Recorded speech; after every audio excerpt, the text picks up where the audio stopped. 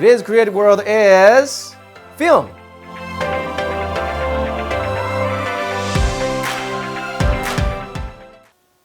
Today's guest is a multi-talented online celebrity. He's an actor, comedian, filmmaker, director, producer, writer, YouTuber, and online personality. He's best known for his internet production, The Angry Video Game Nerd. His career took off in 2006 when one of his videos went viral on YouTube, garnering mainstream attention. He has created more than 300 videos in his career and has over 3.5 million subscribers on YouTube, 560,000 Facebook fans, and 320,000 Twitter followers. Truly amazing. Please welcome James Rolfe. Hello, James. Thank you very much for joining us today. Well, thank you very much. I appreciate the introduction and the interest in having me here, so I'm very honored. So first of all, could you introduce yourself? Well, I'm mainly a filmmaker, although I guess I just consider myself a media artist of some kind because I like to make any kind of art. I'm always happy with doing anything creative, whether it involves writing or editing, music. I like doing all kinds of different things. Film has always been my main medium since I was a kid. I tried animation a little bit. I experimented with drawing and doing things like that. I always found that communicating or expressing myself through the combination of moving picture and sound has always worked out the best for me. Well, that sounds amazing. You have a lot of talents. So you're an actor, currently you're an actor, comedian, filmmaker, YouTuber, and many other things. And on YouTube channel, you do many reviews on retro films, TV series, and board games, right? And how you have, of course, many fans and followers, but how did all of these things start and come together like this? And where do you get inspiration and ideas from? It was a lot of luck and a lot of persistence. You sort of need both. You need luck and also to be doing what you do very frequently and practicing a lot. So I studied film at a young age. I made my own home movies in my backyard, and I'd get my neighborhood friends to act, and we had a lot of fun. But that was all about, I was developing my craft. That was kind of like the homework that leads up to everything. So I went to film school. I did summer and Saturday classes, but also after high school, I went to an art college. Got a bachelor's degree in fine arts, but this was all before YouTube existed. Even digital video wasn't a thing back then. I would shoot my movies on VHS and edit on 2 VCRs using the only resources I would have. And that's what you got to do. You always work within your limit. You always do what you're able to do with what you have. But all this started happening with YouTube. I became well known for doing reviews of video games, old video games, and ones that were a little more difficult and frustrating than a lot of people would like to remember. And that was the joke, the humor of the series. The Angry Video Game Nerd was that I would play these old video games and get really frustrated. They're more adult for language, but a lot of people on the internet saw them and they became famous, and they gave me a lot of support to make more episodes. So it was in the long run, it was the first time I ever got paid to do something that was my own project. I had worked jobs before that. I'd worked as an editor. I've also been a videographer for weddings and done a lot of editing for companies, but never had I got paid to do my own projects until maybe a year or two after YouTube. I think I slowly started getting paid in 2007. I was working multiple jobs, though I was still doing weddings and stuff, but then I eventually started doing my own thing. But by 2008, I was pretty full-time with Angry Video Game Nerd and the web content. I'm glad you mentioned the board game reviews. Those were some of my favorites too. So I'm always experimenting, always changing it up and trying different things. My inspiration, though, you asked about that. I would watch a lot of movies at a young age. I was very fascinated with movies of the fantasy genre, mostly science fiction and monster movies. and that got my imagination going, and that was my inspiration to want to make movies of my own.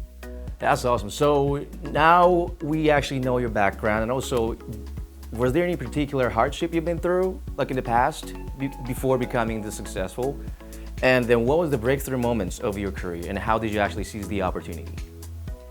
Well, a lot of the difficulties were probably technical.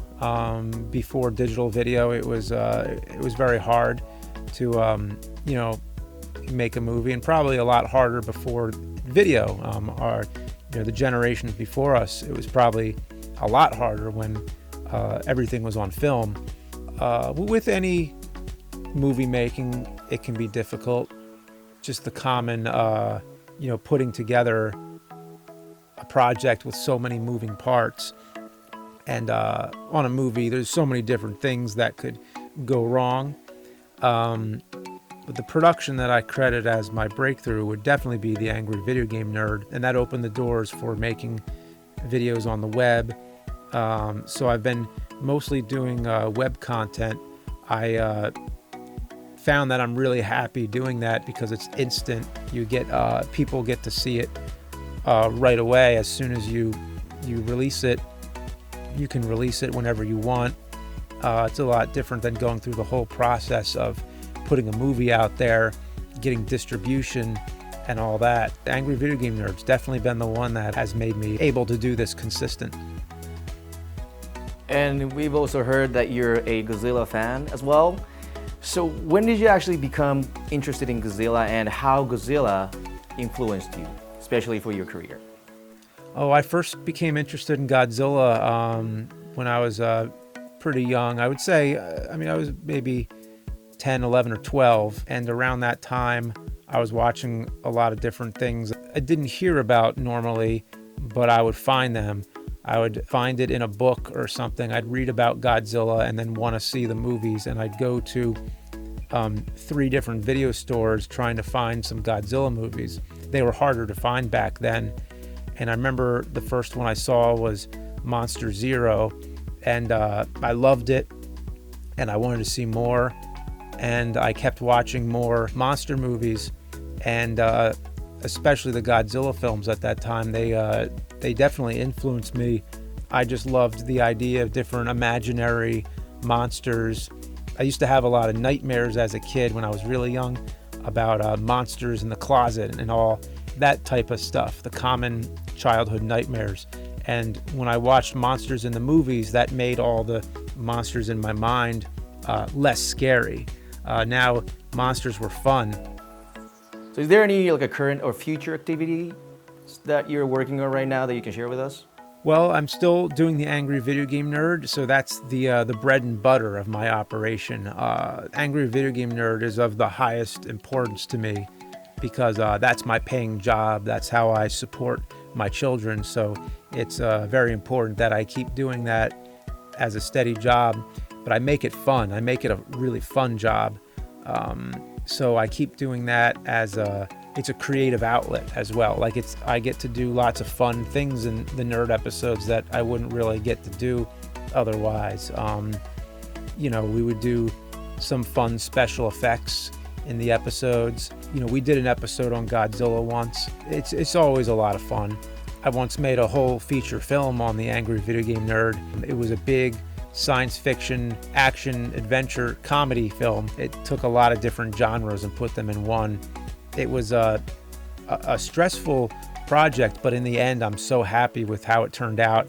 It's really, really awesome. It's really entertaining to me when I watch it. So I basically made the type of movie that I'd want to see. So I'm really happy about that. I haven't made another feature film since, but I've made lots of small, shorter projects. And to tell you the truth, I think I like shorter films better. I like films that can be done more quickly from the inception of an idea to the final output. I like being able to make it a reality without spending so many years on it, because as the years go on, your perceptions change and you start to think about the next project a lot. And a movie is a lot of commitment. Once you start a movie, that's what you're going to be doing for a long time. You're going to be working on that one project. for a very long time until that's finished. And some other big projects. There's some other big projects I'm working on this year, but I don't want to say what they are yet because I don't want to spoil them yet. But there's a lot of different things I'm working on. Some music projects, I'm working on those. And a book, which might be out by this point, I'm not sure yet, but that should be soon. So as long as I'm working on creative projects, I'm always happy. So you've been successful in various fields, but what do you think are necessary factors to succeed as a creator and a performer? And do you have any advice to people who are seeking similar success in the industry? It takes a lot of luck and a lot of persistence, a lot of practice, a lot of commitment. The most important factor is if you enjoy it. Being able to enjoy it's more important than anything else. The advice I have is that once you're doing something you enjoy, you're already successful. I wish I could go back and tell myself that, because sometimes I felt when I was a kid that I wasn't successful, or I felt discouraged, or I wasn't happy with the results of what I was doing as a kid. I was trying my best under the circumstances, but I wasn't really sure if movie making was for me.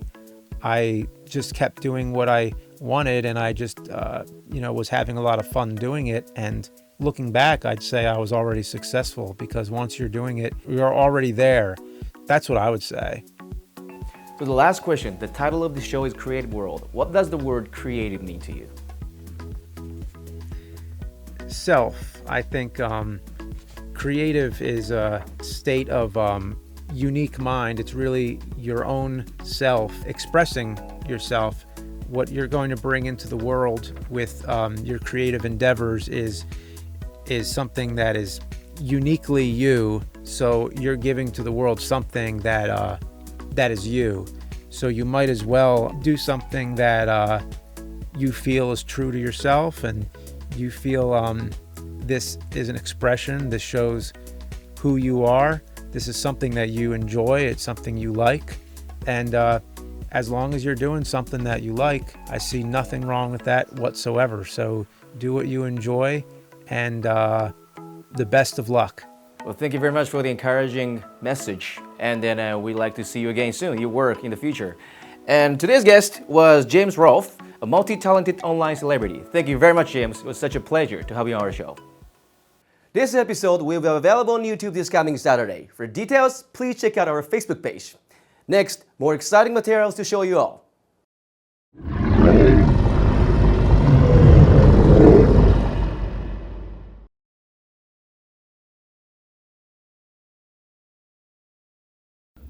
After 2014, the film ended and everything, and people weren't sure what was going to happen, if it was like a one-off or it was part of a monsterverse, whatever. But how did it feel to return for a sequel? After the first one, and agents told me about, if we have a good success of the first one, and we need to next one. And then, but I wanted to read the script, because sometimes second one is no good or something. But after read the script, it's so great, and then I felt some kind of back to the theme, to the original, just civilization, science, and humankind, and with titans. Then just each Godzilla movie has different kind of theme. Just after World War II, and Cold War, and nuclear bomb or something. Wait, there's part 2. Also, don't forget to subscribe to our channel.